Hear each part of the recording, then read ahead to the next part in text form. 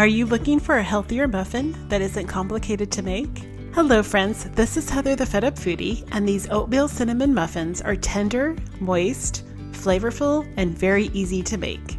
One of the secrets to creating tender and fluffy oat muffins is to soak the oats in the wet ingredients for a short duration of time.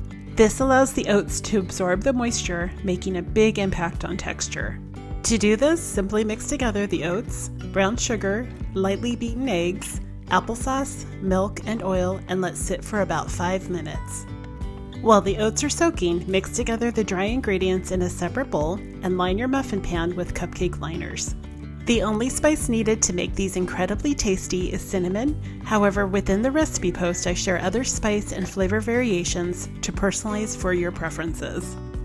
The beauty of this recipe is you only need a wooden spoon to mix together the wet and the dry ingredients.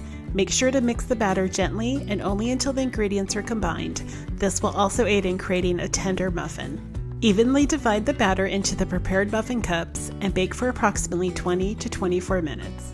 These muffins are freezer friendly, amazing for breakfast, as a simple dessert, served alongside soups or salads.